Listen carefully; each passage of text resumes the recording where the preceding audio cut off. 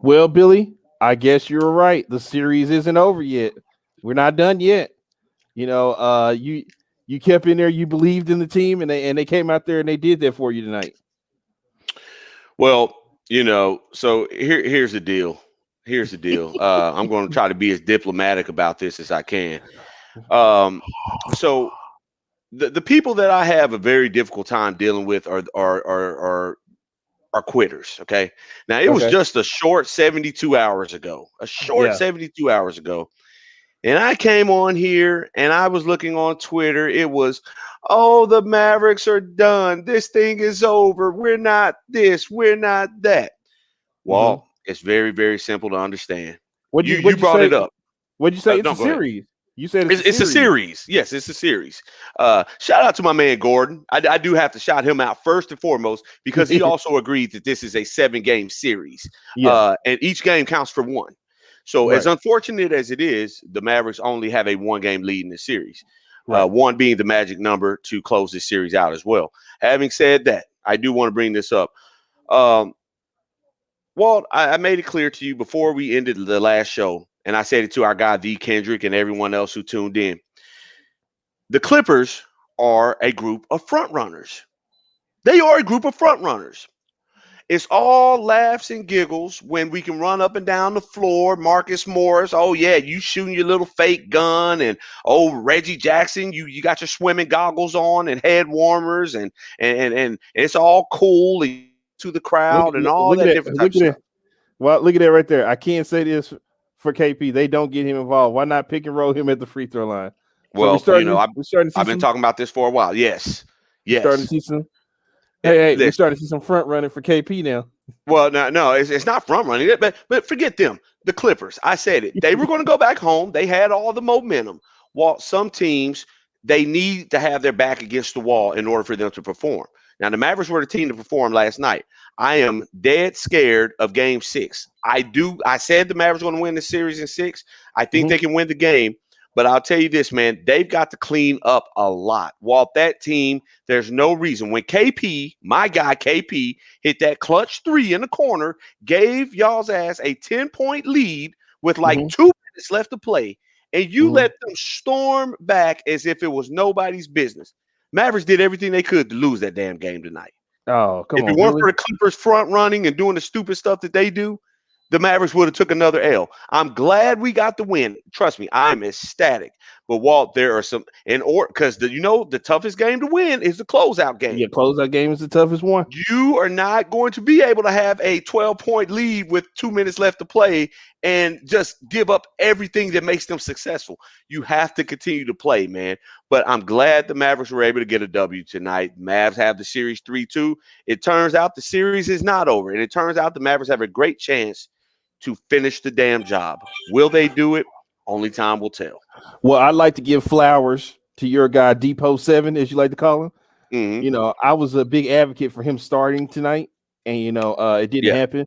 But his play on the court tonight was very crucial. Yeah.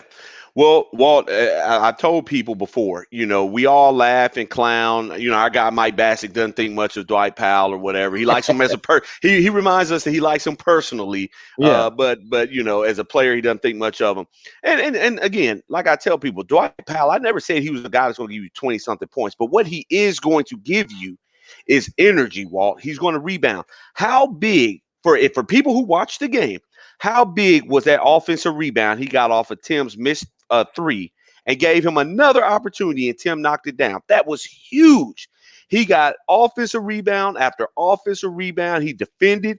He he's out there he he hustling. he was hustling, giving the team energy. You need that. When another team has an injection of energy, whether it be Reggie Jackson or Rondo or their version of it is Terrence Mann, they bring him in for energy plays. You have to match energy.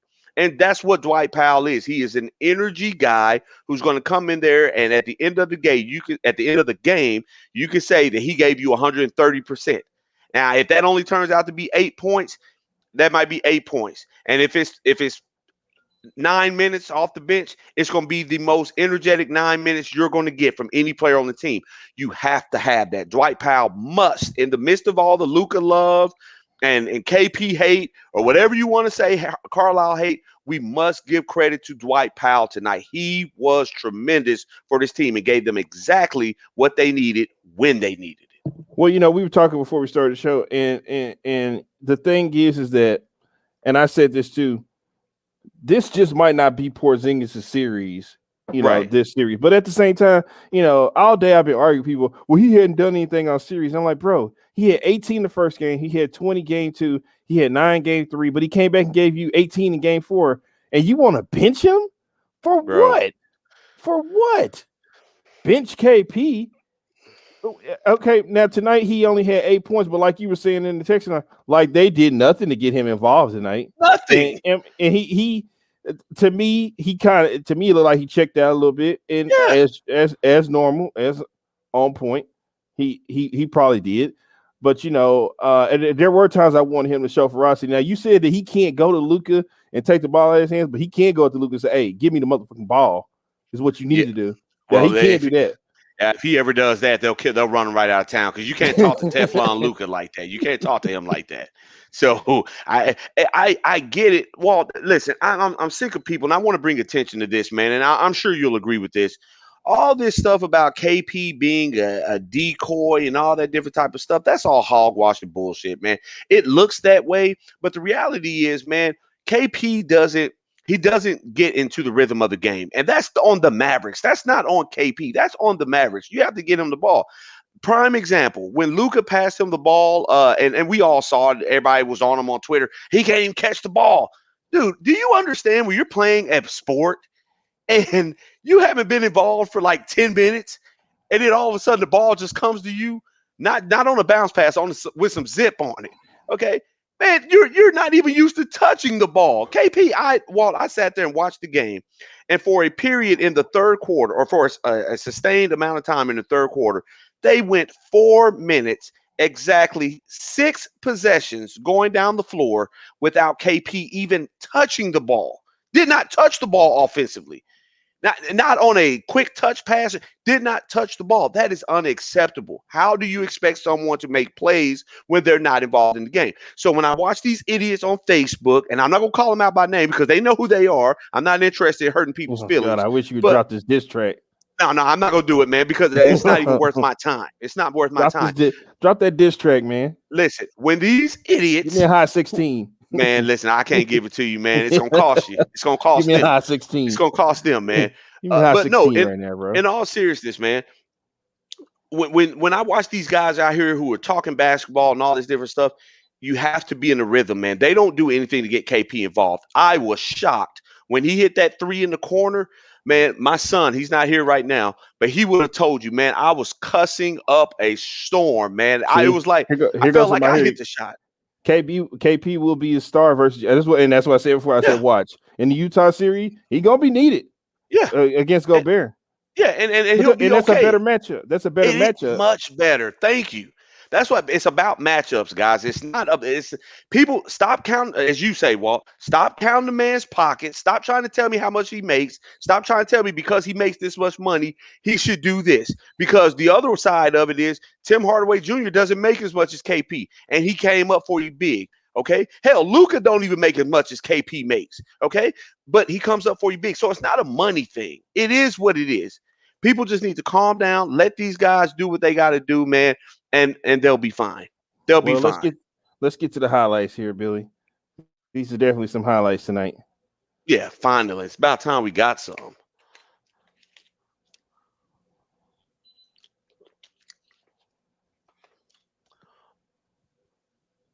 He says it's about time we got some. Well, we started out early. We got our boy Stepback Jack was in the building tonight. Make sure you give a shout out. Let's give a shout out to Stepback. Stepback Jack was in the place to be. This Morris guy. Yeah. I was concerned he was gonna get it going. I thought he was gonna get it going tonight. Did you see Maxey let him know? Oh, okay. Look at that. KP with the dunk. Did you see Maxey let Morris know? I ain't forget about that. What's the name you took on me last game? I ain't forget about it. Early. And I said this before, Walt, on Twitter. I was talking about it. I was like, hey man, I said, listen. You can't get into this jawing back and forth with the goddamn Clippers. That's what they're going to try to do. That's what Morris and those guys are trying to do early. Thank God the Mavericks had some type of mental toughness and were able to sustain in spite of that. Hold on. I'm gonna stop this. I had to do this earlier. I don't know what's going on with it when it does And that. Hold on, I'm gonna do it again. Shout out to my boy, man. My boy Clay, one of my like a big bro to me, man. He's on here. He still believes the Mavericks are not. He clearly says Mavs still not going to win this series. Clay, I'd like to know. Please comment below, man. Let us know why the Mavericks aren't going to win this series, because I told everybody from the beginning it was going to be Mavs in 6, and I also said that I know that the Clippers are a group of front runners. Go ahead with the highlights, man. We're good. There we go. We got it back. Okay. We got it back. Oh, Luke, Step Back Jack is in the building. Step Back Jack is in the building. And that's where him and Maxie got tangled up. Yeah, Step Back Jack. You see that play right there was bananas right there. He ran back to the line. You know what? Come get you some, Paul George. Well, I tell you what, Luka Doncic had his knife out, man. He spreads that thing around pretty evenly, man. He spreads it around pretty evenly for the Clippers. I mean, he had that little butter knife, and I mean, everybody who wanted it got it tonight. Well, I'm gonna tell you this. Everybody who wanted it. Well, I'm gonna tell you this, Billy. That 42 tonight, that goes on every Clipper on the floor head tonight, because they threw everybody at him. Yeah, that goes on everybody, not just Paul George and Kawhi. Now that everybody got a piece of that 42.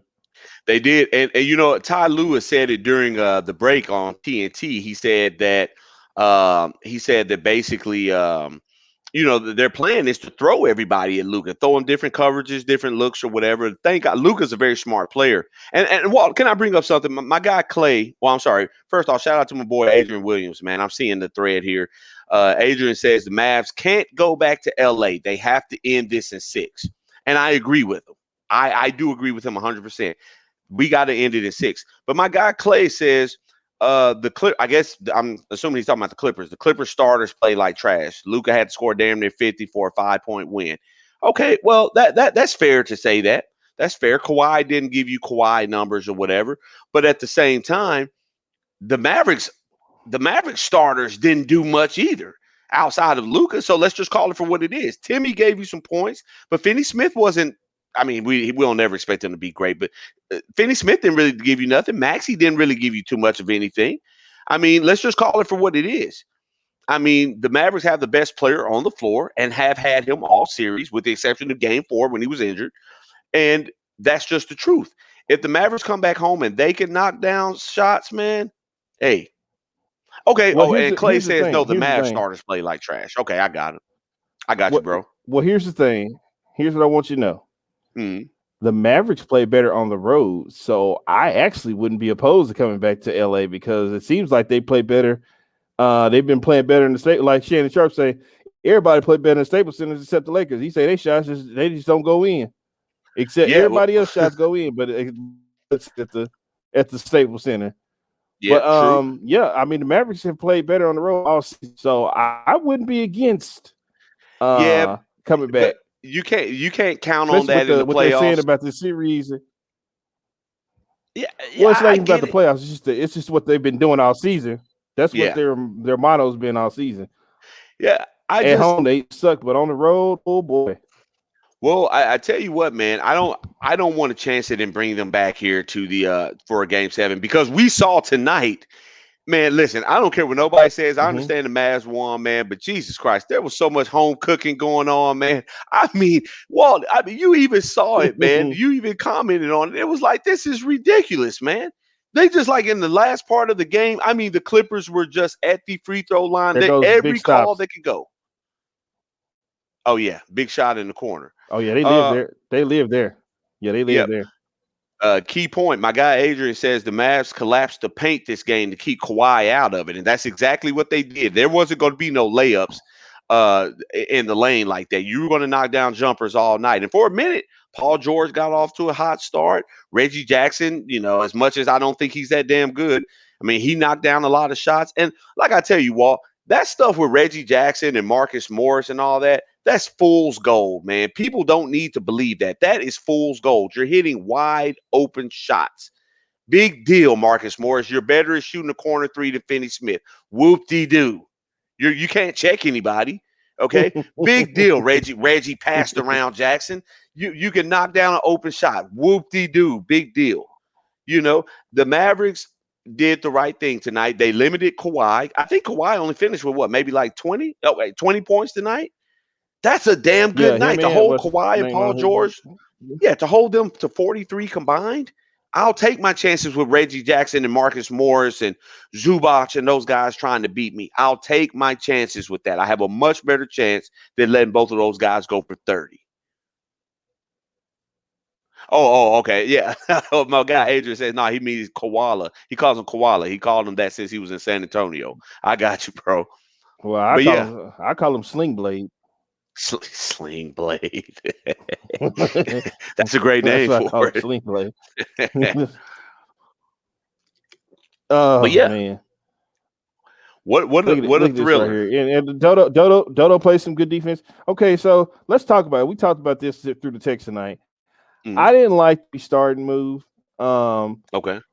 And they tried to go back to it. And I feel like that lineup is what really got him in trouble in the fourth quarter. And I was like, why would you go back to that this late in the game?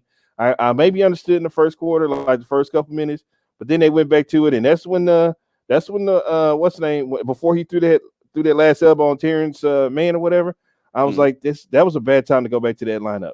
But Yeah. I wrote it down. There was a lineup they had where it was Bobby, KP, Tim Hardaway, I think Josh Kick Richardson. Doors and Dorian Finney. Yeah. Was Josh Richardson? Yeah.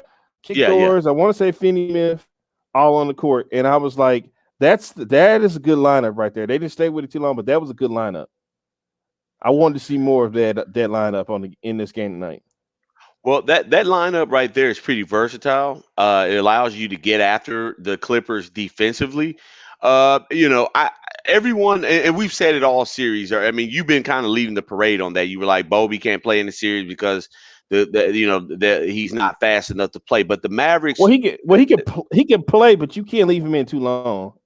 yeah, no, it's not anything that you want to extend. The thing is, when you put Bobby in the game like that, you got to take advantage of those minutes that he's in the game in Big free terms of getting the throws. ball Big inside, free getting throws. easy buckets. And he gave you that. Bobby finished with how many points tonight? Let me see what he finished with. I'll pull it up here in just a second. Why, Mister? Not that many. He I think he finished had with. 8. I think he had like 8. Actually, I believe it's 9 points. Bobby finished with 9 points tonight. Yeah, it's about 8 or 9. Yeah, 9 points and looks like 7 rebounds. That's crazy. 20 minutes, 9 points and 7 rebounds. A lot of them were offensive rebounds. So shout out to him, man. I mean, he what Rick was looking for was a way to take advantage of the Clippers' small lineup, and for what it was worth, it was successful. When you went to Bobby and them, I mean, extra rebounds, extra opportunities. He wasn't a great defensive stopper or nothing like that, but he made things difficult for the Clippers in the paint. Now, at the end of the game, Paul George and those guys, they're going to score on them in the paint because Bobby's not a shot blocker. I mean, he's big, but that's not his game. He's not going to give you a flagrant foul or a hard foul down there. He's more going to play the game straight up and down and try to make you make a difficult shot. And Paul George and those guys were just getting in the lane and just finishing, around him. But I like the fact that Rick came out and he did. And I talked to our guy Kevin Gray before the game, and I was like, "Hey, man," I said, "What is the meaning of this Boban thing?" And we both agreed that it was maybe a move of desperation, Walt, but at the same time, he said that it was a move. If I remember him saying it correctly, I think he said it was he was looking for a spark. It was like an energy move, Right, and because I think he saw how the audience responded to Boban when they were at home. yeah, I mean, maybe so. I mean, that stuff doesn't really work on the road, but I thought strategically it worked out for us early. It's just something you can't stick with too long. But the superstar of the game did what a superstar is supposed to do, and he gave us buckets. But I want to bring up something here real quick for the people at home. Um, I sent a message in our group chat during the game, and I don't know how it was taken, but I like to explain it. I wrote in the text, I said something to the effect of, "Hey, man, listen, Luka's not the superstar that we're trying to make him to be if he can't close this thing out." Because at that point, we went into the fourth quarter with a 14-point lead. I knew he was going to, sit down for the first few minutes. And like a bad like a bad tidal wave, man. I mean, the Clippers came in. The moment Lukas sat down, they just start coming back like right away. And when we got down to that last 3 minutes, I was looking. Luka had a terrible turnover in the paint trying to get the ball to Maxey. And oh yes, yeah, I was like, this is the most awful time to have a turnover. You've been solid all night. Don't do this to me now. And he did. But thank God, man, the Clippers. Listen, Walt, the Clippers went in for that layup with Terrence Mann towards the end of the game. And Luka just went straight up with his hands. And we were lucky he blew that layup, man, because it was there to be had. And thank God Timmy got the ball. Please, please, a round of applause for Tim Hardaway for hitting both of those free throws, because I'm not going to lie. I was the guy in my mind. I was like, this guy's about to miss both of these damn free throws because the moment is too big. Instead, he hit both. And then Josh Richardson came and hit both. And I was Tim was kind of back in rare form. He gave you 20 points tonight. Yeah.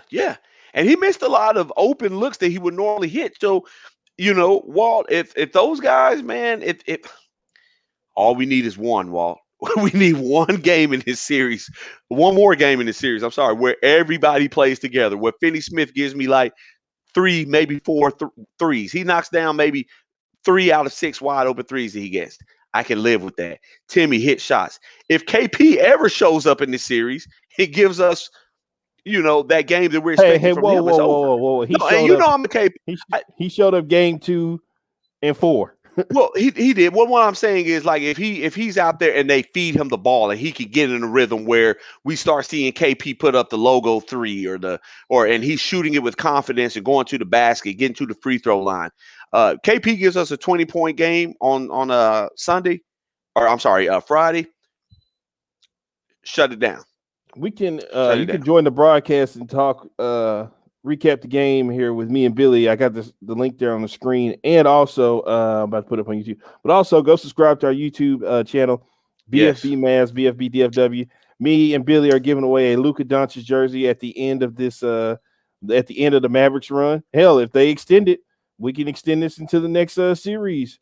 We get more people a chance to win this Luka Doncic jersey that we're gonna pay for and have it shipped to you. But just go to bFb Mavs, bFb DFW, subscribe, send us a message that says done, and we'll put you in the raffle to get this deal. Got a lot of people in the raffle, by the way, too. I just want people to know that it is real. We do have the raffle going and everything. Got a lot of names in there. Great opportunities to get this jersey. So make sure you get over there to that YouTube page. Subscribe, and hit the notification bell. That's the most important thing. That's the most important part. Billy said that's the most important part. Yeah, man. So this whole KP ordeal is look, Cash. I thought I put it out on everything again. I don't know whose page you looking on. I put it on Billy's page. I put it on mine. Yeah, I see it here in the thread, Walt. Cash, I'll not retweet it, but I'll copy the link here. Actually, I don't want to do that. Let me get out of there. I saw it on the group page. Yeah, let me share that again, guys. Get out there and check this out. Get in there. We want to hear what you got to say tonight, man. Mavs get the W, go up 3-2 in the series. And everything is back to normal in Dallas. So like I said, about 72 hours ago, everyone was freaking out, ready to jump off the bridge, upset. Everybody sucked. Rick has to go. Everything was going on. It's so funny how just a little bit of time, a couple of made free throws, a couple of extra shots being made, a couple of stops in a game, and a few loose rebounds that you get to can change the whole narrative of a situation in 72 hours. Amazing how that works. Yeah. Oh, Frosty Nugget says he's got it done. I'm gonna go over here and get you down, Frosty. There you go. Make sure we got you. Get him in there. Man, shout out to my guy Jason Tejada, man. From the Philippines. He reached out to me. He reached out to me earlier, man. He saw the post. We love the Philippines. Yeah, we do. We do. We definitely love the Philippines. Shout out to my guy Jason out there holding it down in the Philippines, man. Big Mavs fan. How Where's our long is guy that? D Kendrick? He's probably asleep. Oh, okay. Yeah, it's kind of late for him. Hey, how long is that flight to the Philippines? You know, do I got to fly over the water to get there? So I ain't going. Hey, oh yeah, you're gonna have to fly over a good amount of water. Yeah. Oh yeah, never mind. I was gonna say we might go to the Philippines one day, but no, I can't. I can't take the flight over the water. Oh man, you'll never get a chance to go to Hawaii then, man. You're gonna have to get over a big body of water to go to Hawaii. Hey, it ain't meant for me. It ain't meant for me to go. If I got to And I fly mean, over, okay. they be talking about going to Africa. I say, how long Africa? They say, oh man, you fly over water for about 8 hours. Yeah. No, I'm good. No, I'm good. Hey, Plane, it happens, the man. plane go down. The plane go down. That's it. That's it. It's over with. Yeah, It's same for over me because with. I don't know how to swim, guys. I'm 36 I years old and I have no clue on how to swim. I know how to swim, but ain't nobody coming to get us. Mm-mm. Ain't nobody coming at all. What we got here? 26-hour flight. I've been there. Yep. See, what's up, Luis? Shout out to you on YouTube, Luis. 26-hour flight. I been there a few times. Nah, that's too long. My attention span is too short. Can't be on the plane that long. I get mad about a 2-hour flight, man. Here's a good question: do we go with the same starters next game? Ooh, that's a good question. If it ain't broke, don't fix it, man. I know it doesn't seem reasonable. I might tweak the minutes and how I do it, but trust the Clippers are going to make some type of adjustment themselves.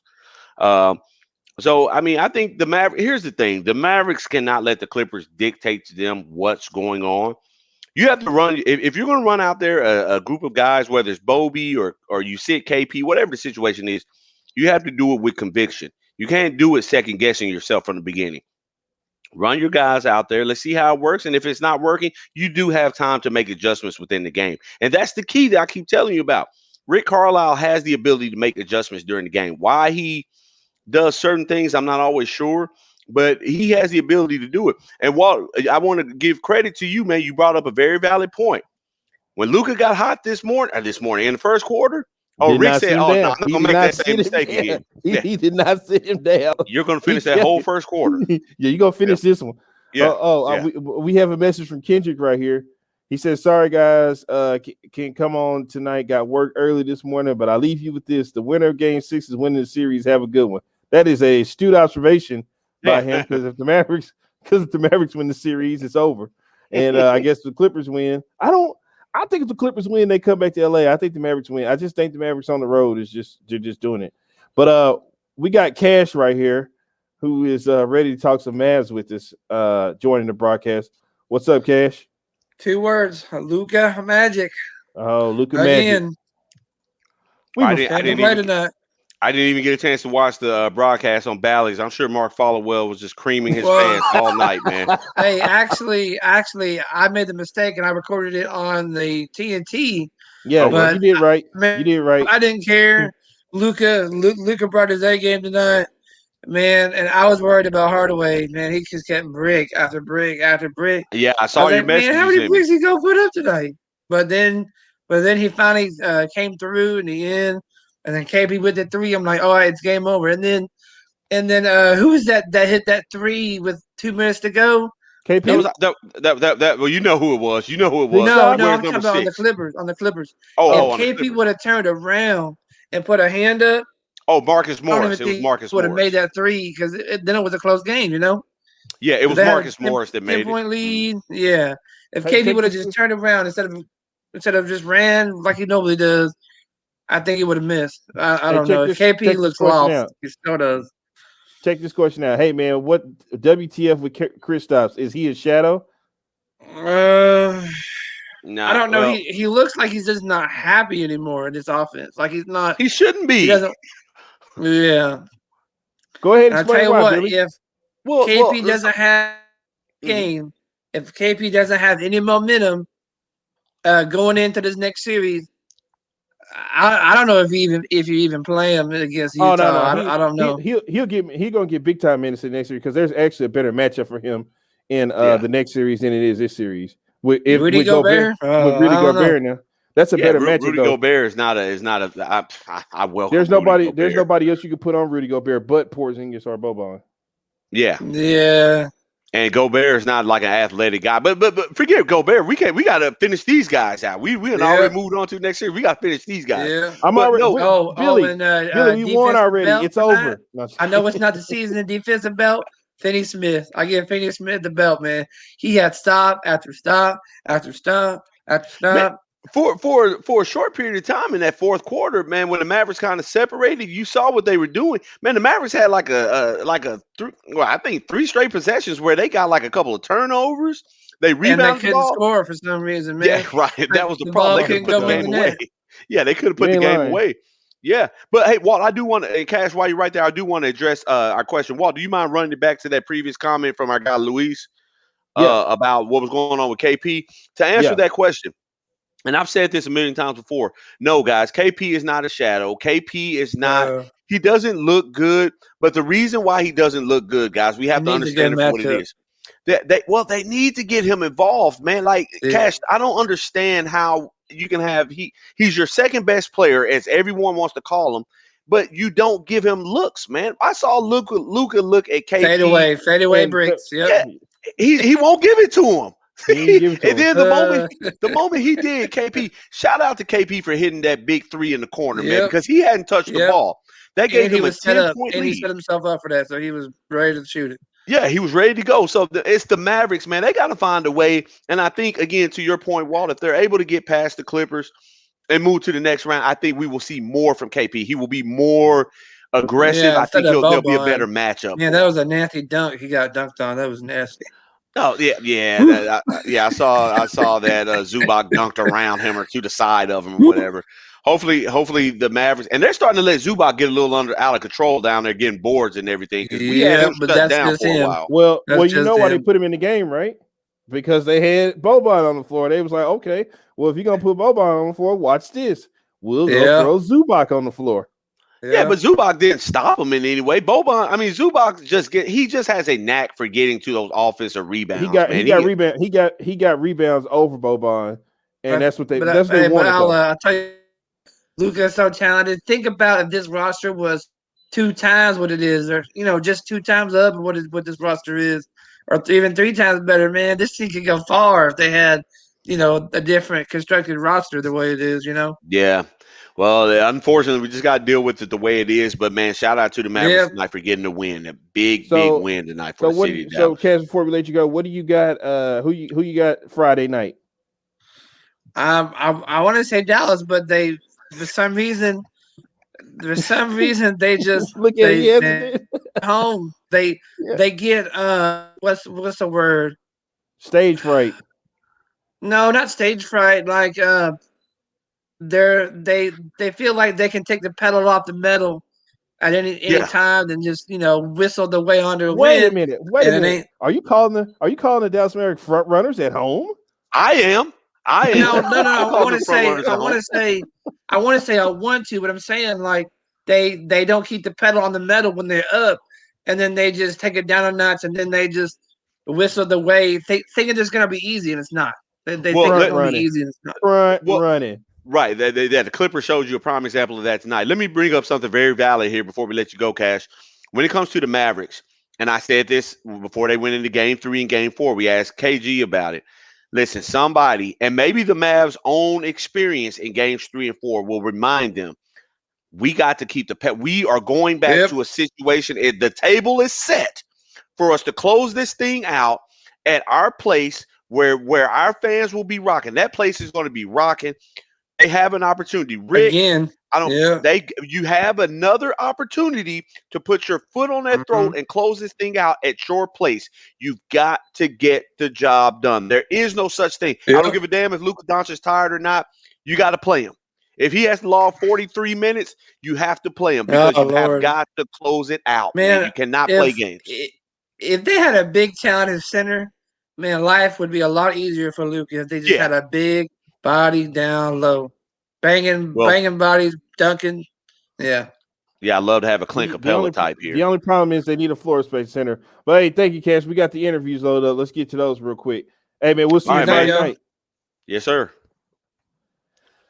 Well, man, they got these interviews out here fast tonight. This is good. We won't be up too late. Yeah.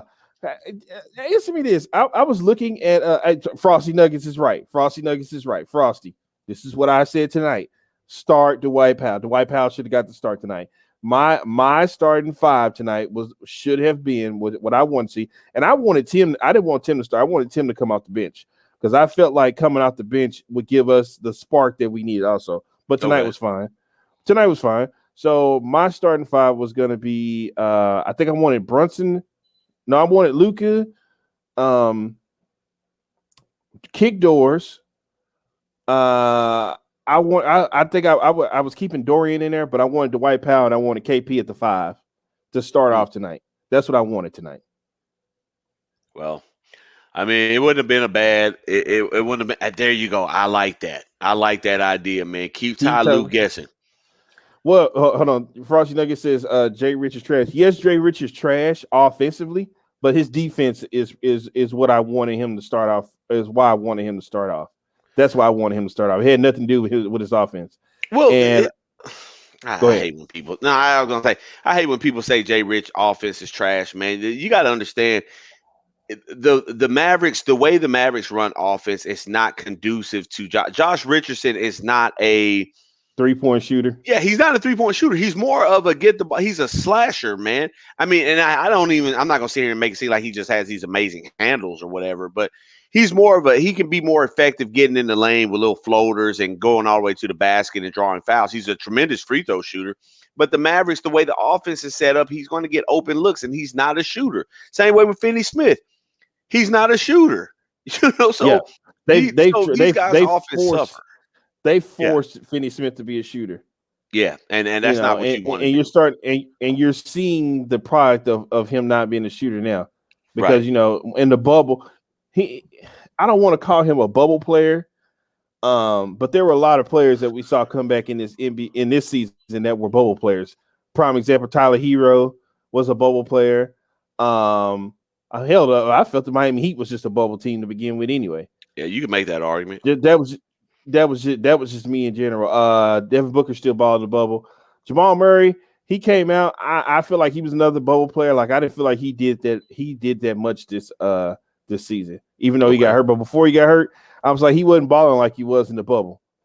Yeah.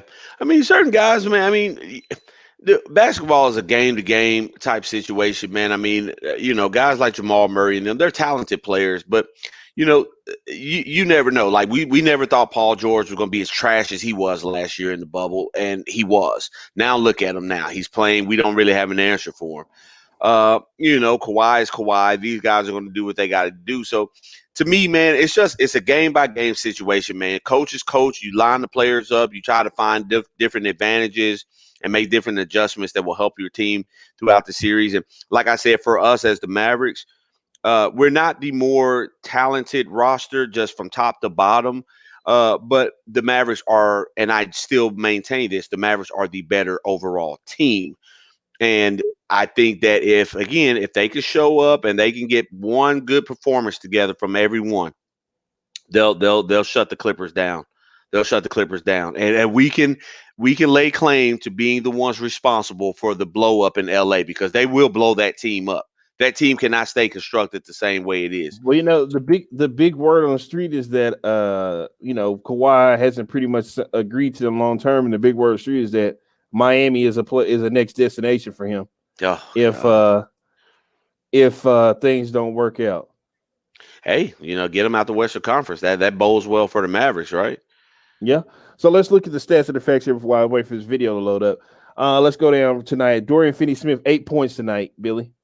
Don't care about his points. I mean, it's great that he gave me 8, but his efforts towards Kawhi Leonard towards the end of the game, just competing, his ability to compete is good for this basketball team. Again, we can't expect a lot of points. He's not a scorer, but his ability to get out there and say, okay, I'm going to get out here and attempt, because nobody's doing it. We have to attempt to check Kawhi Leonard and Paul George. The fact that he goes out there and competes with such great effort and intensity, I'll accept that. Hey, this is the great. I didn't even think about this. This is a great point that. Oh, wait a minute. Oh, whoa, hold on. We got somebody join us right here. We got somebody joining us right here. This is Frosty is joining us. Let's bring him up here to talk Mavs with us on the broadcast. What's up, Frosty? Oh, look at this. He got his Mavs jacket on and everything. I like this. Yeah, we got you. Yeah, we got you clear, man. What's up? What's going on, man?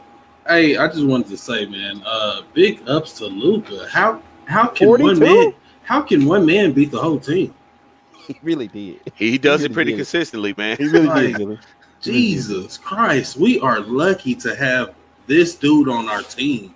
Like, we had Dirk. Congratulations, we had Dirk. Yes, but we have an athletic person who can kill every team.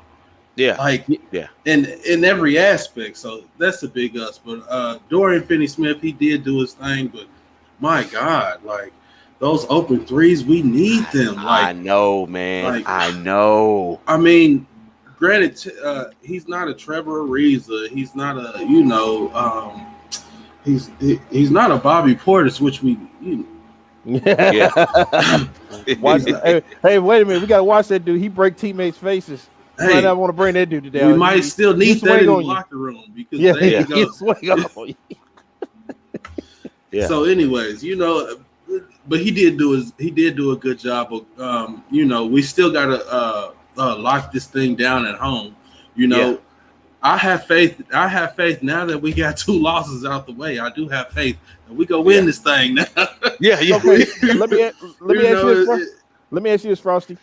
So, do you feel confident that they will win to Friday night, or do you feel confident they're going to come back to LA and win it? No.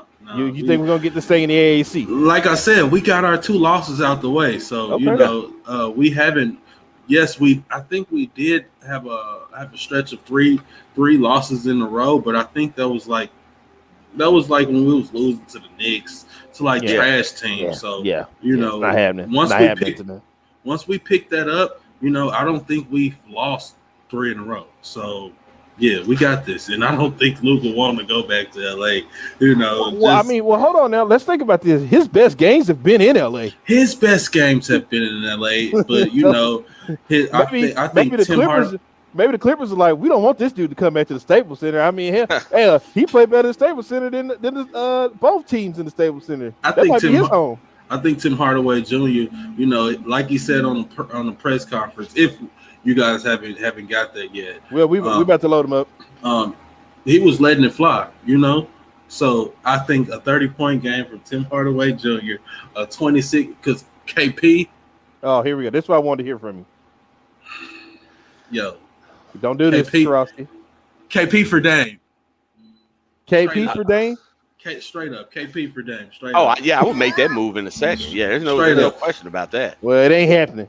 I know it's not happening, but I mean, I will say this: just like game 2 and tonight, that those threes and that dunk, those were needed. Like we didn't, so. Yes, he has been a shell of himself, on defense. Hold on, Frosty. Help me and Billy out here, okay? Help us out. Okay. Because this is the thing we have a problem with KP, and Billy's a big KP guy, right? And I'm a huge KP guy. Yeah, and I sat back and I looked at the numbers and I went back and watched the games from the other night, okay? KP in the first game had 18. True. Game 2, he had 20. True. Okay, game 3, he had 9. But then the last game, he had 18 points, and everybody was like, "Well, we need to bench KP because he's getting torched on defense." And I'm like, "Wait!" I was like, "Wait a minute." Maxi Kleber played 32 minutes in game 4 and gave you 0 points, and you don't want to bench him. You're telling me you want to bench the guy who gave you 18, the best player. Luka only scored 19. Luka only scored 19. KP scored 18, and Maxi played 32 minutes and gave you 0 points. And hey, listen. Here. Before you go, think about this. Maxi Kleber was taken out of the starting lineup for Bobby. What does that tell you? Are we looking for 20? Are we looking for double-digit numbers for Maxi? No. I just want good defense. I want good defense and wait a minute, knock down open threes. Because you know what somebody trying to say? Well, he has to guard Kawhi. That's an excuse. Because you know what? He's guarded Kawhi all season. I mean, this whole playoffs. And what in game 3? He's been getting torched though. He's been getting torched. It's not about getting torched, but in game 3 he gave you 14. He might have gave you like 8 or 4. He at least put some points on the board. You could not play 32 minutes in a basketball game, put up 0 points. Hell, Dennis Schroeder did that last night. LeBron walked off. I will say Maxi though. Maxi gives you space. You know what I mean? Yeah, he like does. Maxey gives Luka space. You can't just like Joe Harris. He's not a Joe Harris, but leave Maxey open. Yeah, he'll knock it down more times than not. You know what I mean? He's not a dodo.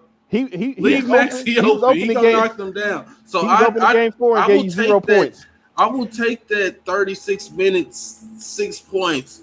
But Finney Smith, my man, gotta have need more. like 14 points at least, bro. Because he gets a lot of open looks, Walt. He gets a lot of open looks. He just gets too many open looks to just wide break, open bro. too. Do you want him or Harrison Barnes? I would take Harrison Barnes in a heartbeat. That's what I'm saying. I didn't want Harrison Barnes. I didn't want Harrison Barnes to leave. So I don't want to, you know. But like I said, for Maxey, I'm looking for. For Maxey Kleber, I'm looking for at least 10 points. But KP, I'm looking, bro. Maxey can get KP 19, numbers. 20. 19, 20. Right now, Maxey can get KP numbers. So if we paying $153 for Maxey, bro, KP needs to do something else. Wait a minute. Wait a minute. What hasn't he done though? That's the thing. Nothing. He's not a factor. He's not a factor. I think hold on. I think we can all agree that KP has not been he scored in certain spots. Yeah, but I mean he scored in certain spots, but I think 18 last game. Did that 18 matter? That's still not. That's still not. 18 matter? Nah. Luke only gave you 19. Thank you. That didn't matter either. So that didn't matter either. But I will take a one game from a 40. Bro, did you see Luka is history now. Luka, I ain't got nothing against Luka. That's why I take a bad game from Luka. I take a bad game from Luka. Okay, that's fine. But the game right now, guess what? In game 2, he gave you 20. He gave you 20. In game 2, he gave you 20. But let me point this out though. I mean, I think we can all agree that Kristaps Porzingis has not played well. We know that he's not giving us these numbers that we think he should be giving us. But like I say, my thing is, why is he not doing it? I don't like the idea that people out here say, "Oh, he's not interested in playing basketball." That's dumb. That's the dumbest. I don't think he's not interested in basketball. I think I heard this on some broadcast. Hours. I think Hours. It's like. True. You heard it on Hours? Right. I heard it on you guys broadcast that it's in his head, really. That, Tovach 10 who said it. It's at Tovach 10 who said it. You know what I'm saying? When he does get positions on these on these smaller players, it's like it's like a 2 second or maybe a 1.2 second. You know what I'm saying? And he can't get positions, so he passes out. Right. All of what we seen in the offseason, that big swole KP. He's not that big swole KP if you can't get it. I mean, I ain't no NBA player. You know, we all play basketball or sports. So you get it. You take one dribble and KP's athletic. You know what I'm saying? So you got to take that dribble and you know, back him down, then get position and then go up. You know, he's just trying to get the ball. He's just trying to get his touches and you know, turn around and shoot. Yeah. I think that's more on the Mavericks, though. I mean, KP could do more. Make no mistake. But I do get it, more aggressive. Trust me, I do get it because he's not trying to suck up the shot clock. He's just trying to, you know, if he can get a shot, good. If not, he can pass it back out to Luka to get something else. I do get it. You know what I'm saying? But you got to be more dominant. You getting $100. You getting $153. You know. Real quick, Frosty, before we let you go, Game 6. I can get you 10 points for $1 million. Game 6 prediction before we let you go. Oh, Dallas by it's a blowout. It's a blowout. It's a blowout, bro. And we like that jacket you rocking, man. We really like that my jacket. wife got this from me for my birthday. So there you go, man. There you go. I had to rock it. Yeah. I ain't gonna say it's a blowout. I'm gonna say fourth quarter Luka is gonna be on prime time show. So we gonna be up. We gonna win by 15 in the fourth quarter. It's gonna be like close in the third, just like tonight. But that third quarter burst is gonna be in the fourth. And it might be KP, but I bet my money on Luka. 15 Hey man, come back and see us Friday night, man. We're gonna be for sure. Much love. Yes, sir. Appreciate it, man. Listen, this next guy I like that guy. But hold on. I want to prepare you. This next guy here, this is about to be some wrong here. I know why he joined this broadcast tonight. I know what he's getting ready to do because he's been coming at me on Facebook today, and I know why he's on this broadcast. Let's bring him up right here. Listen, I don't know what you're trying to do here tonight, sir. Yeah. I know what you're trying to do here tonight, sir. So I'm going to give you the floor first. I'm going to do it. Go ahead. You have the floor first. You take it. Listen, Walt. Billy, here we go. I agree with most of what you guys say. I agree with it. I agree. I think, the coaching with KP is not good enough. But confidence-wise, okay, and we both play basketball. We all play basketball. You can tell. You could even in high school or middle school, you could tell the people that don't have any confidence playing. Right. And you can see it in KP's face, and that's what gets me. So it's either a combination of, is he not confident anymore because he can't beat his opponent off the dribble, or is the coaching not giving him confidence?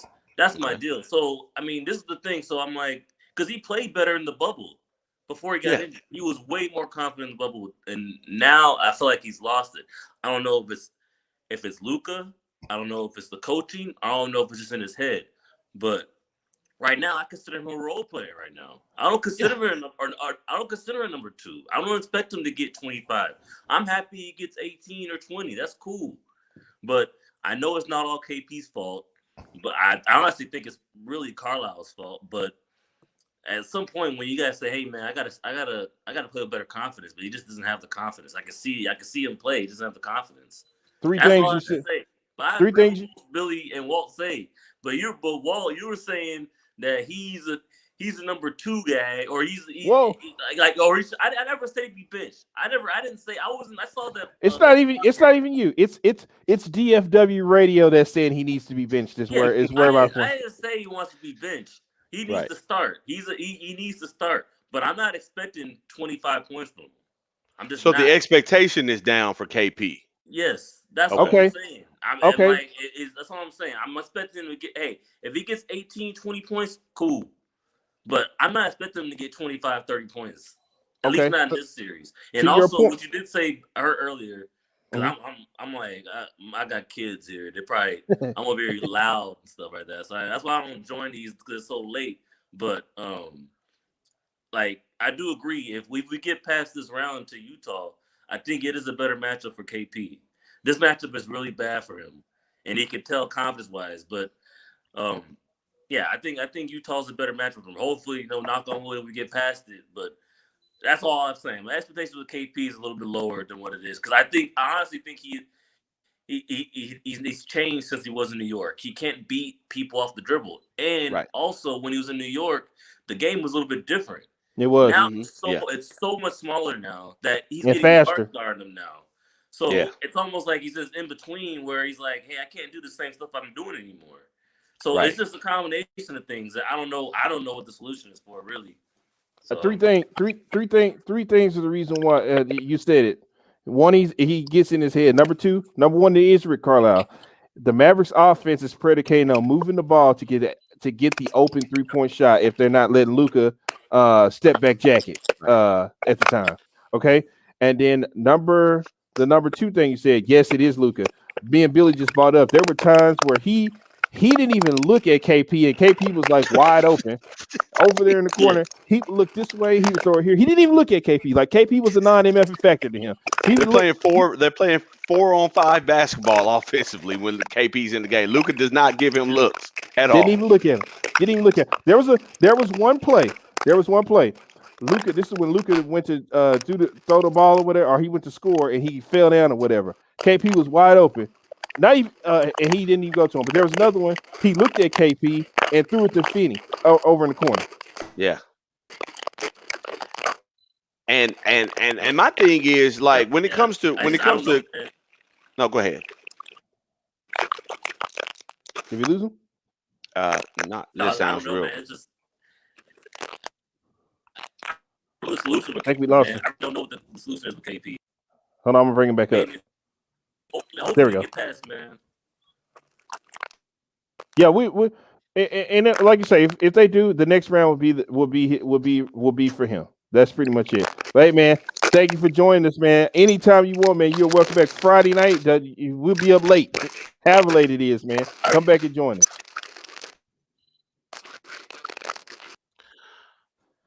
Yeah. All right. I've got your head coach potted up. Yeah, I need to hear from Rick. You need to hear from Rick? I need to hear from Rick. Here we go. Rick Carlisle.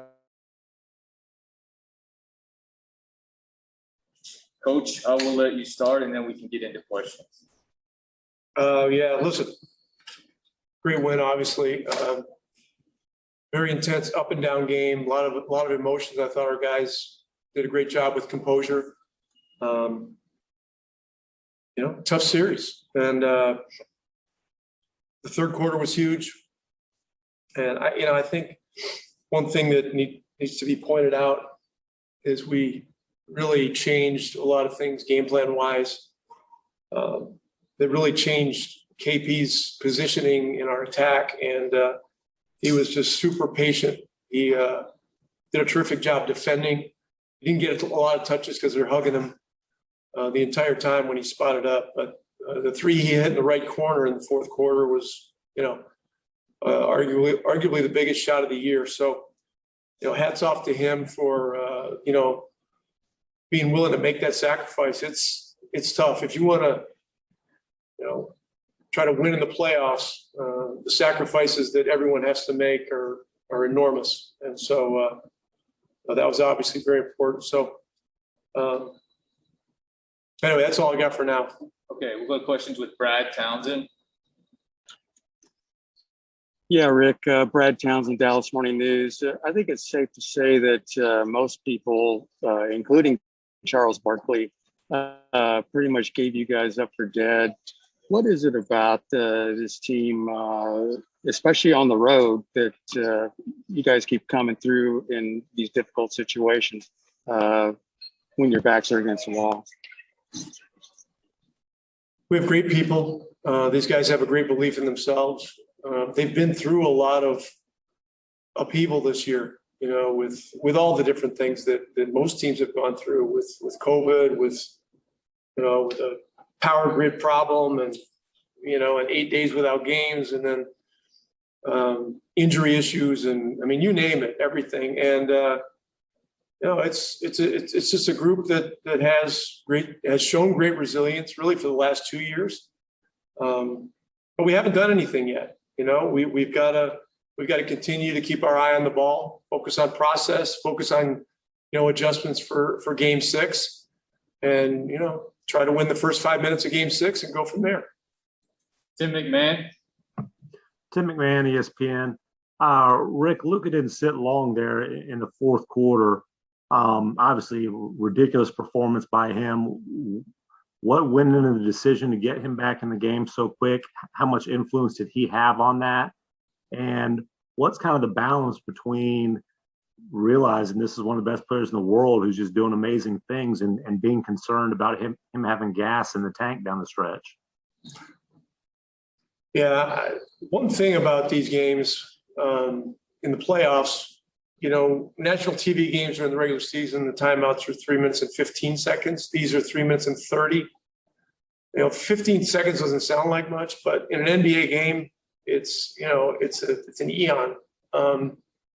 That, along with the fact that there were multiple reviews, which are, essentially extra timeouts, and you've just got to look and see how guys are doing. It was my decision to put him back in. He was not asking back in, but he always wants to play. That. And look, we got to watch this thing, very closely. Tim Hardaway ended up playing more minutes than him, and his minutes have gotten very high as well. So, but this is the kind of series it is. It's to a point where the matchups are so taxing that we've got to have the right people in the game, to be able to hang in. And look, everybody understands that our guys are doing a great job with it so far, and we've just got to keep pushing. Mark Medina. Rick, Mark Medina here with USA Today.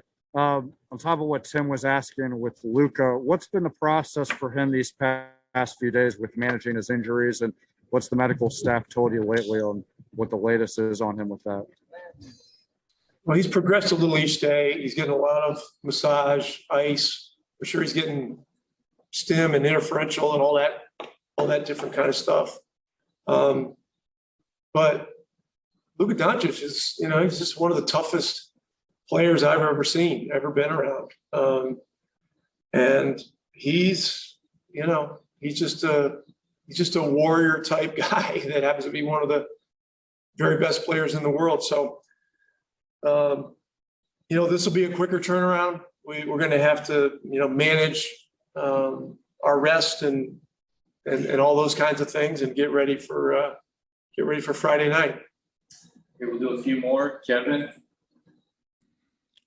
Gray, 105 through the fan. Rick, Dwight Powell in the crucial third quarter, a plus 17, and you guys ended that third quarter on a 16-0 run. Can you talk about his impact in tonight's game and what that third quarter meant for you guys as far as the rest of the game was concerned? Yeah, look, everybody that went in the game tonight did something important. It's hard to look at the minutes.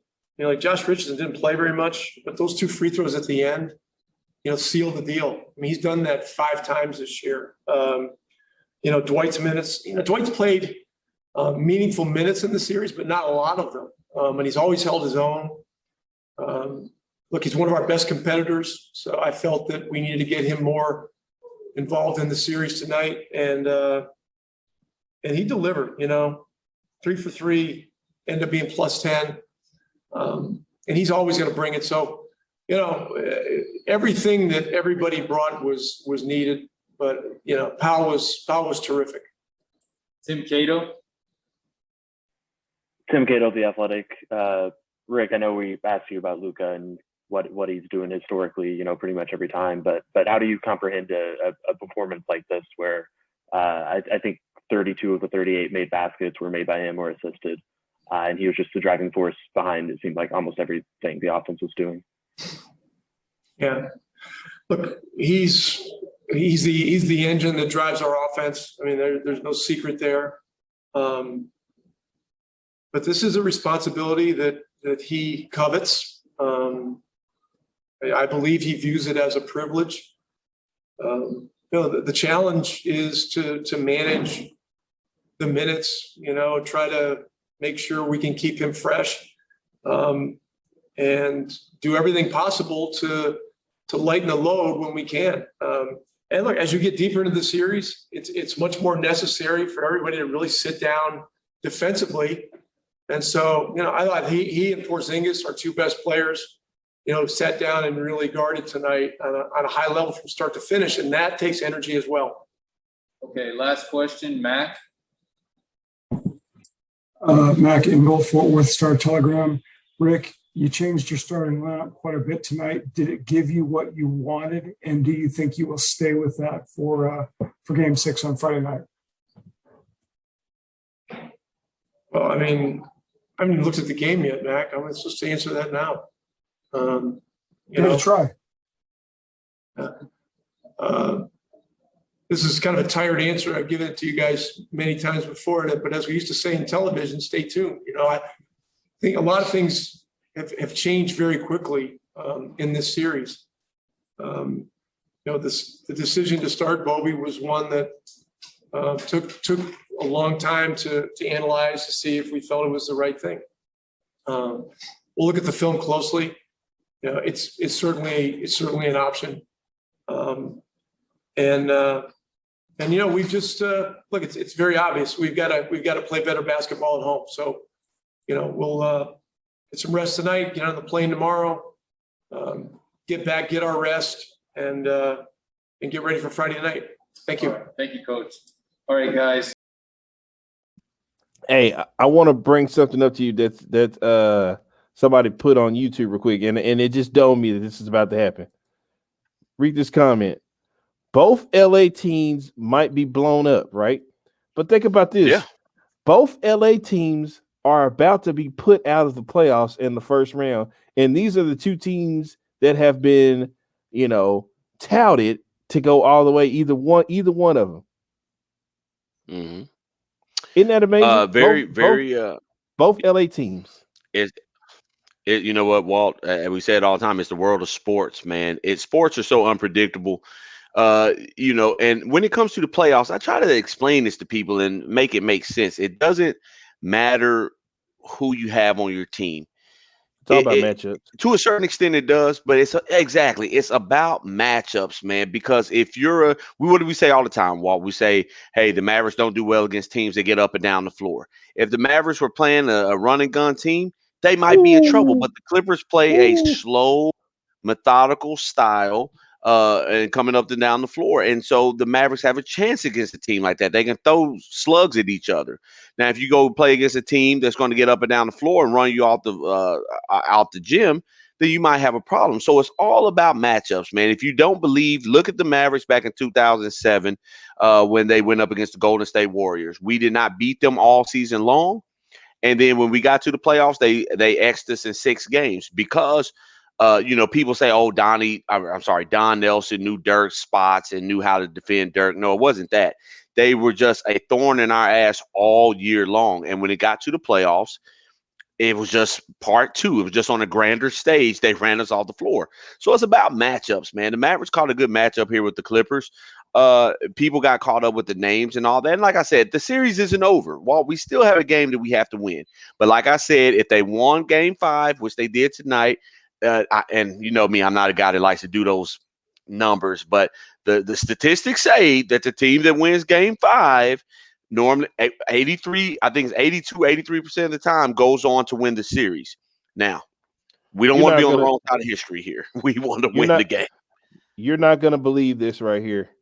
Mm-hmm. Who is trying to join the broadcast right now? You're not going to believe this if I told you. Are you ready for this? Is it my guy CA, man? No, it's not CA, but it's definitely EA. Are you outside skydiving right now? What are you doing? Why is it like you're in a white room? I am in a white room. No, I thought he was out there snowing somewhere, man. I thought are you on vacation? Or what are we doing? We can't hear you. What?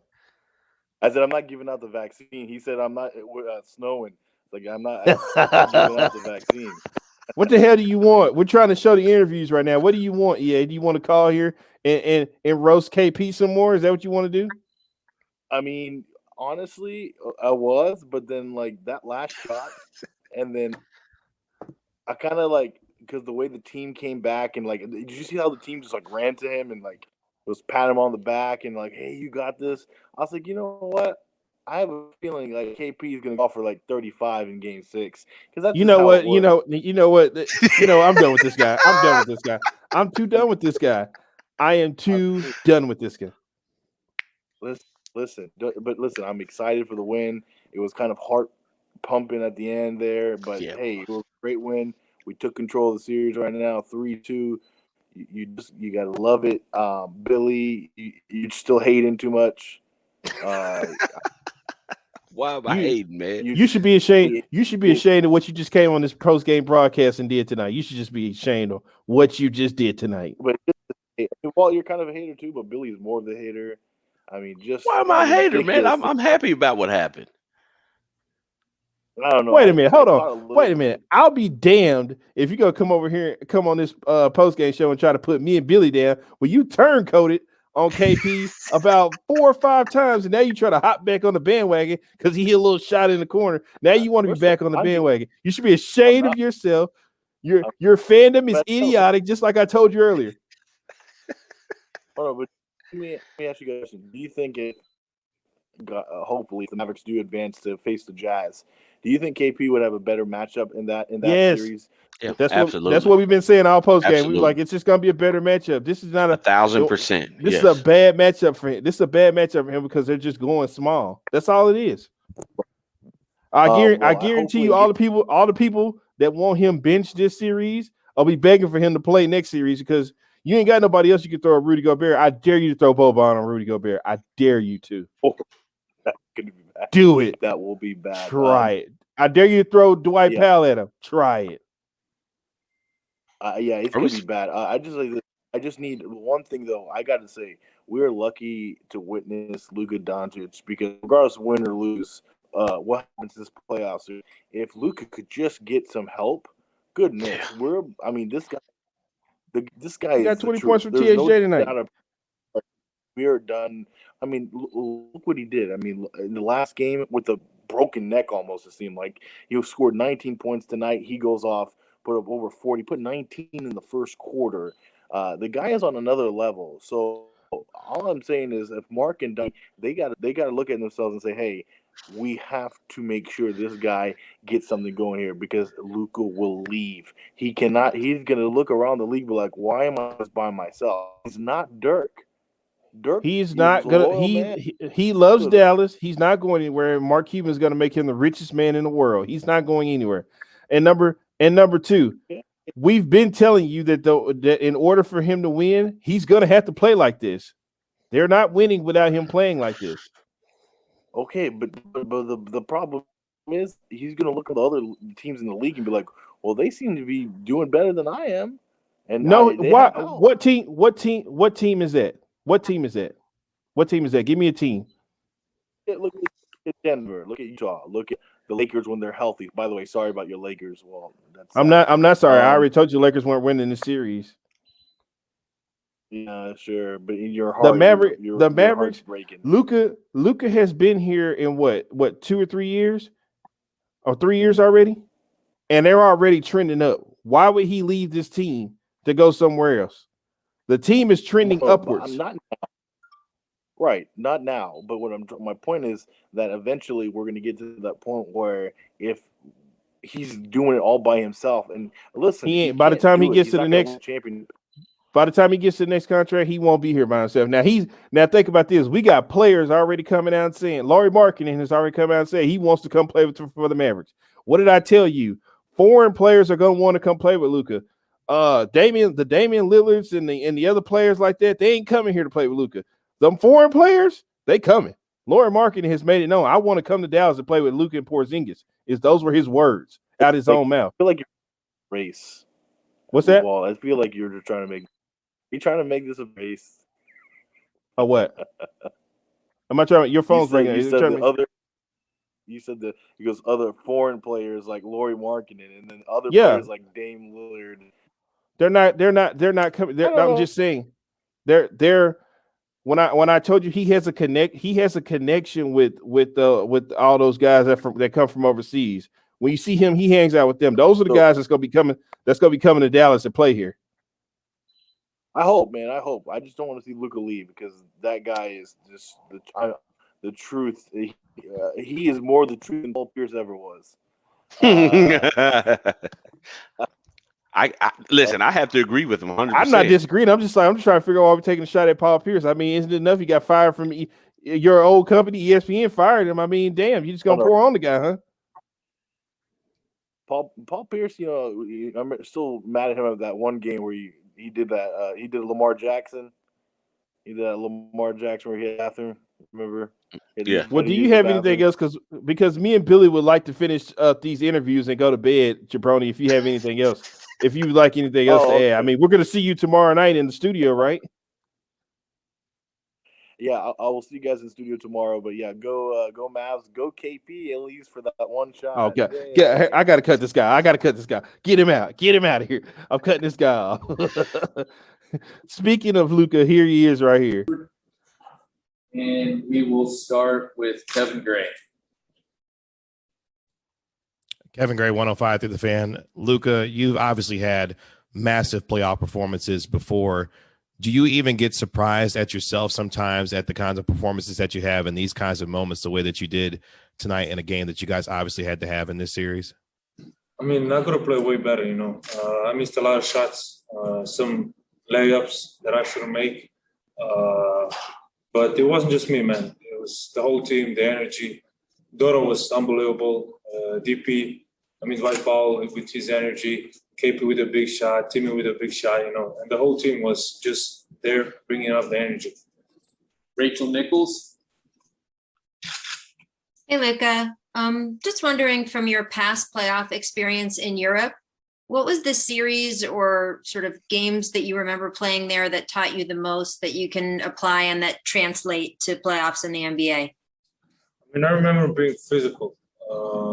They were physical, but it's big games, you got to play hard. You got to play with heart. I don't know what else to say, but just it was physical. You got to be ready for everything. Do you remember how young you were when you played your first really big, this is really important, big deal playoff game?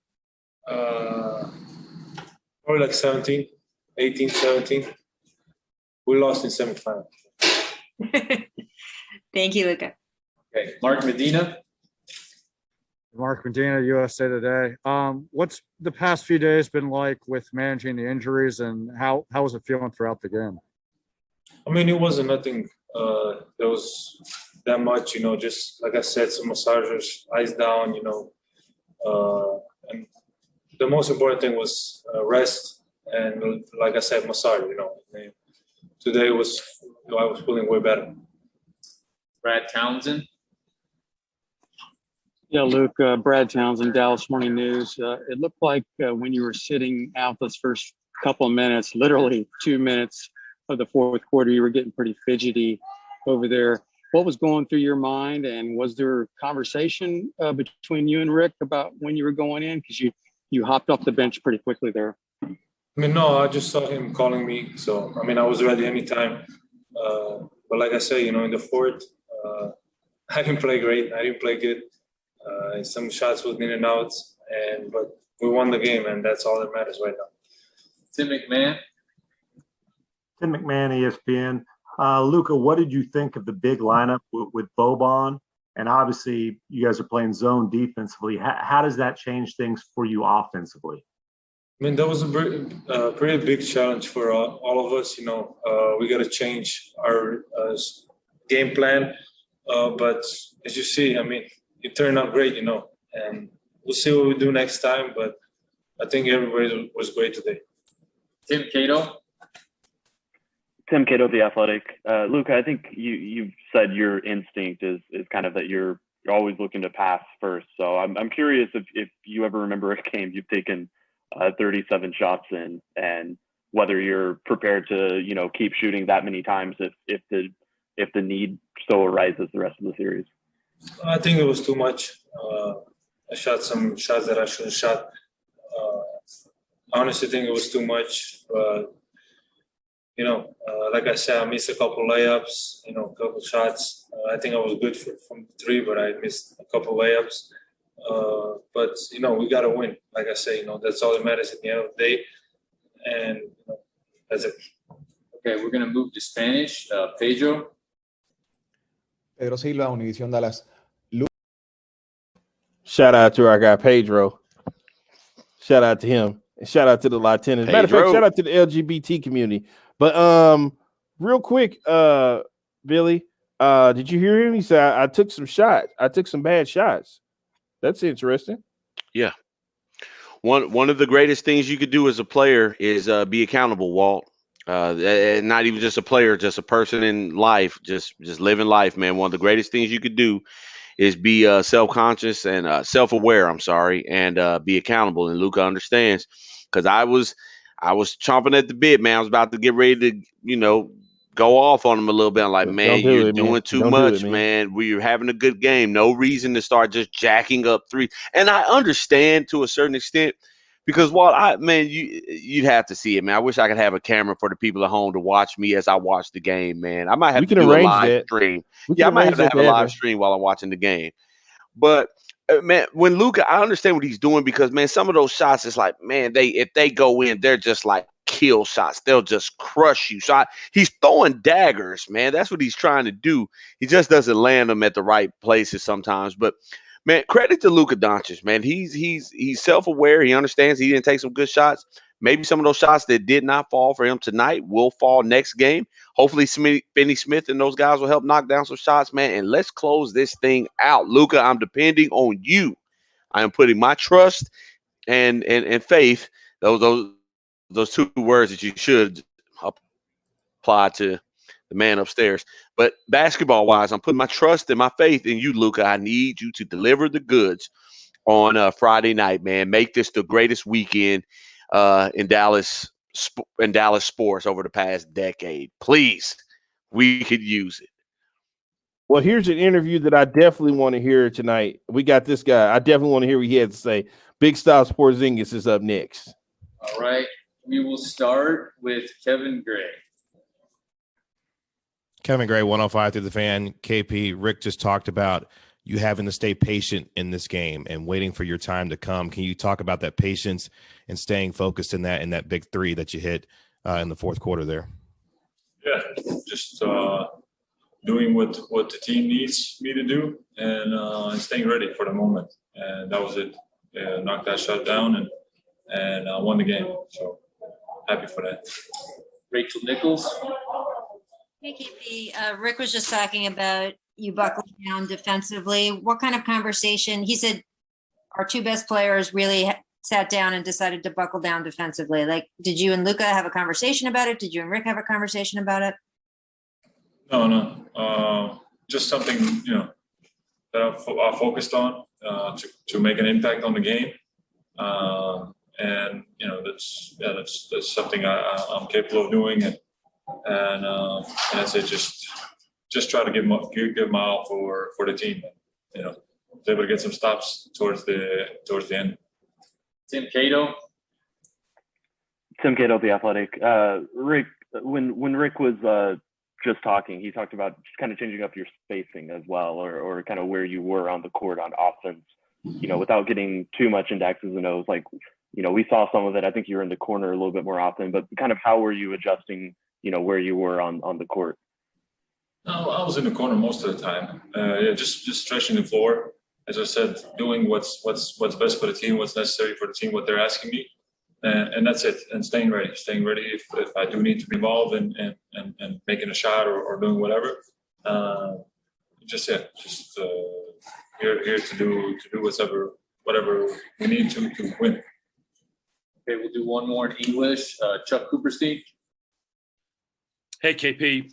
It seems like tonight, just on the heels of how it all went down over the weekend, that there was a particular focus from the team that didn't exist in those two games. That maybe you guys got caught up in everything in the atmosphere that you didn't get caught up in tonight. You just went out and played. Is that a fair assessment of what went on here? Comparing to the home games? Yeah. Yeah, it's a little bit of everything, adjustments. We didn't have, especially the second game at home, we didn't make shots, and good looks, open shots. Some games it goes like that. Maybe a little bit of that pressure from playing at home with our fans, wanting to show the best basketball we can. And sometimes when you try too hard, it's always easier to kind of play on the road because you're the enemy and you're, I don't know, I think it's easier. But it's true that also with our fans, that the energy that they give us, it's also something that it's pretty special. So, it's just every game is different, and hopefully we can have a better one coming up at home. Yeah, we actually got a follow-up from Rachel here. Kristaps, just wondering what you've learned about yourself so far in this playoff series. I think practicing patience,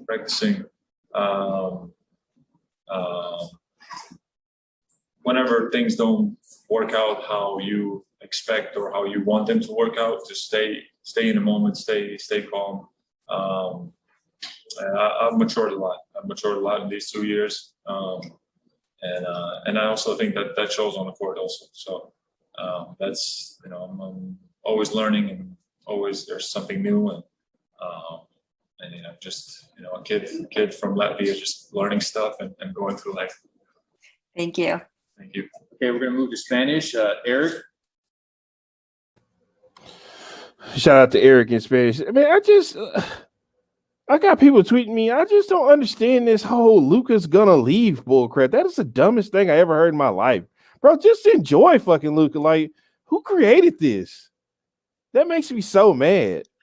Oh, well, he's gonna leave, and man, that's stupid. He's not going anywhere. I hate when EA does that, says that stupid crap. Well, he might leave. He's not fucking leaving. Why would he leave Dallas? Mark Cuban's gonna make him super rich. If Luka decides he wants Rick Carlisle fired, he's gonna want Rick Carlisle fired. If Luka wants Porzingis gone, Luka will have Porzingis gone. Luka will run this team. Like foreign players don't even think like that. They don't even They don't even come to their mindset like that. Well, I tell you what, man, I tend to agree with you that Luka Doncic isn't going to be looking to leave, and all the points that you just made were very valid. It is his team, but man, I don't know. I'm not gonna say that I feel like Luka's going to leave, but I just feel like Luka's not the standard European guy.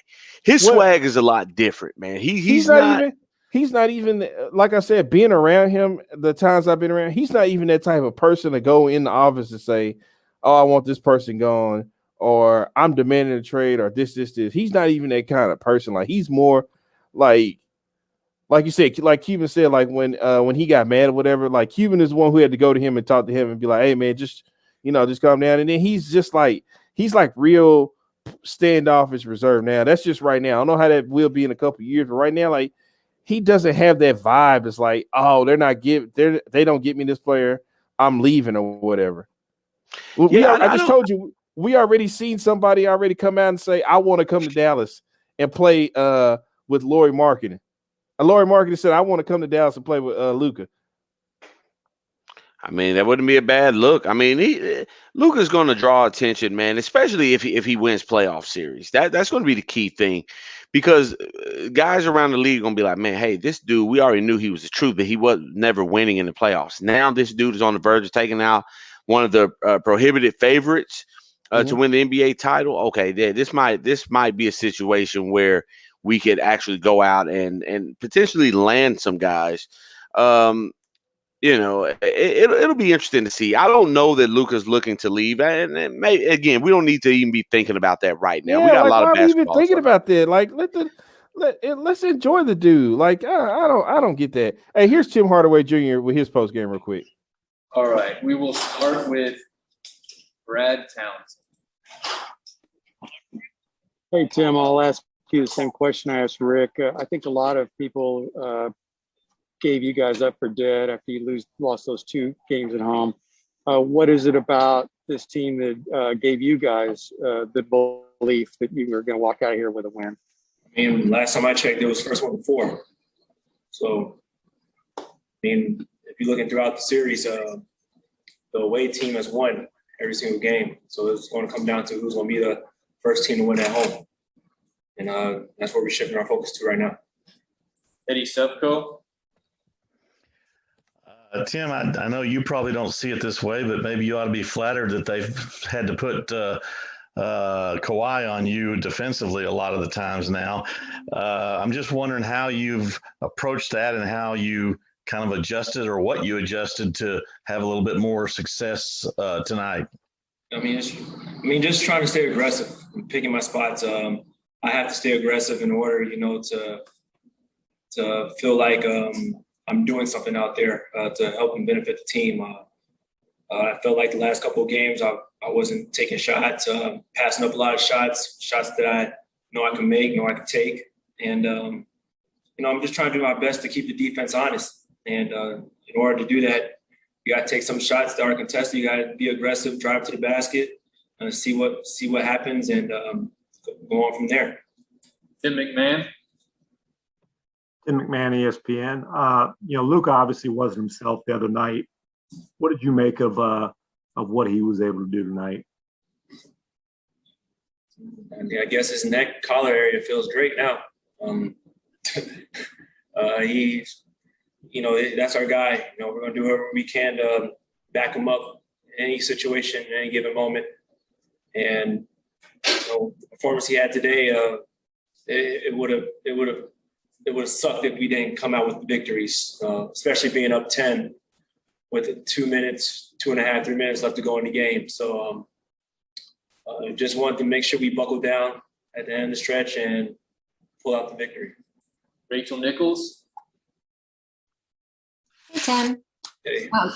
Just wondering what's different for you when you're off the bench versus starting, how your prep is different, and you're sort of just making sure you're ready at the exact right time.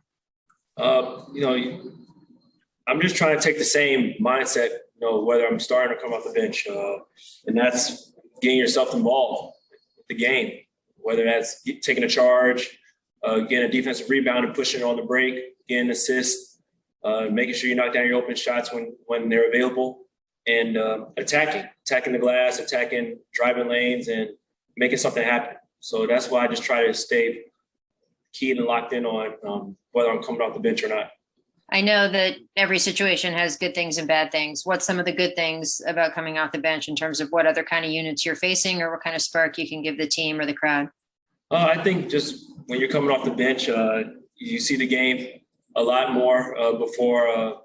Rather than starting, you see how they're defending, the other team, how they're defending, the coverages they're in, who they're attacking, and coming off the bench, you're already into the game.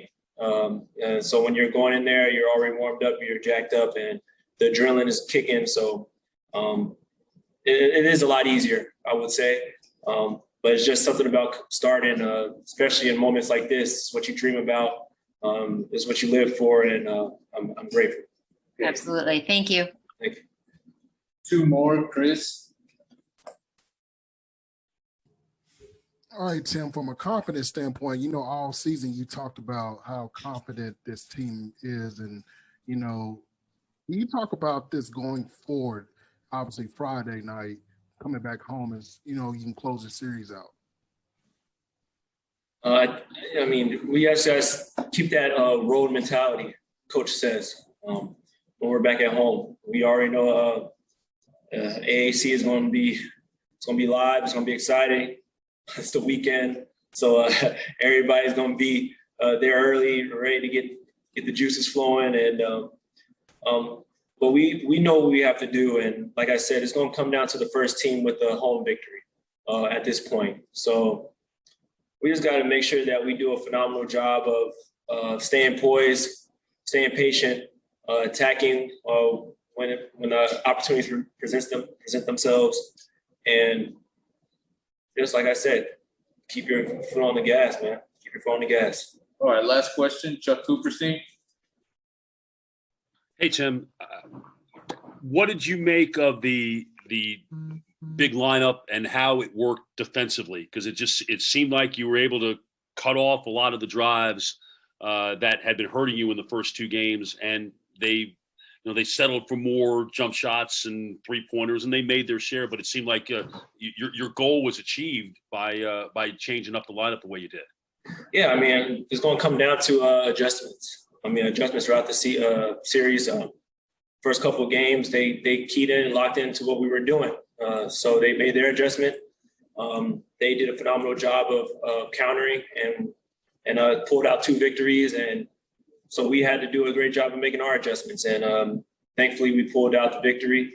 And I'm not going to say too much about it, but I think just us staying locked in, physical on both ends of the floor, and making sure when they go on their runs, just make sure that we stay poised and stay locked in and keyed in. We know it's going to be a long game. All right. Thank you, Tim. Yeah, I like Tim. Tim basically saying, "Hey, we ain't done nothing. We still got one more. We still got one more go. We ain't done nothing just yet." I like that motto. Real quick, the guy who I believe saved this series tonight is up next. Your guy, a guy who I'm starting to grow fond of, who I want to start. Depot 7. This guy right here.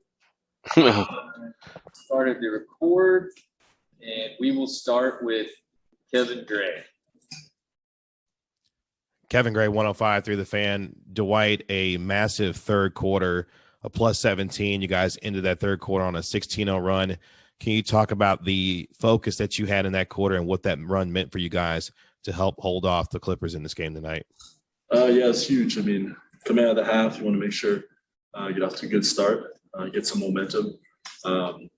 Obviously, defensively focusing on their key guys was crucial for us, and taking advantage of the opportunity we had offensively. Tim Cato. Tim Cato, The Athletic. Dwight, you've obviously been around Luka 3 seasons now. He was coming into this with the injury thing. He had a bad game 4 by his standards. Was there any surprise or doubt at all in your mind that he was going to have a performance to this level in this game?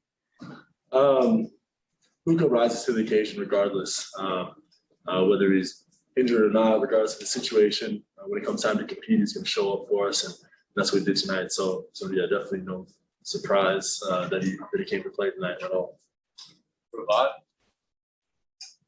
Hi, Dwight. Obviously, your minutes have been somewhat limited this series, but you were able to come in today, like you said, and make a big impact defensively, scoring the ball with a pump fake and dunking.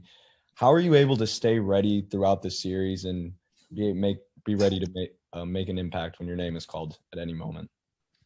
I mean, staying locked in is part of development as a player, especially in this league. You got to be ready for your opportunities. You don't know when they're going to come, and you don't necessarily know how long they'll be there. So you got to make sure you seize that moment every chance you get, regardless of what time of year it is. So it's a habit that I've built, fortunately, early in my career, and now nothing changes. Staying locked in practice, locked in film, staying with the guys, competing in every way we can, from the bench, staying locked in. So, yeah, it's a habit, fortunately, that I have built in already. Davide? Hey, Dwight, congrats for the win.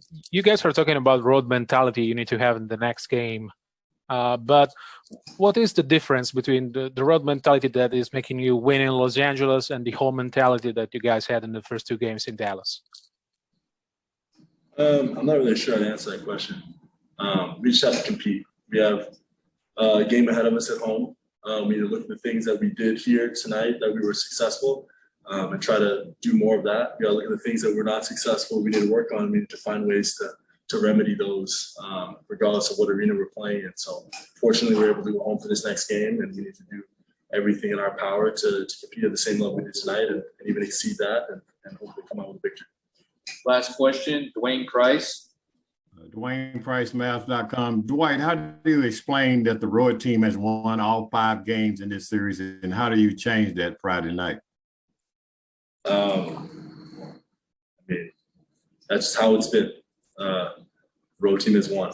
I don't necessarily have a secret explanation to that, but like I said, we need to lock in, look at the things that we did tonight that were effective, look at the ways that they may adjust to those things and try to counteract that, and also look at things that were not as effective and try to remedy those things going into this next game. All right. Thanks, Dwight. Appreciate it. Billy, that was the last one. Want to thank everybody for tuning in. We'll catch us tomorrow night. We'll be in studio. You want to give a prediction on Friday night before we go? I'll save it for tomorrow.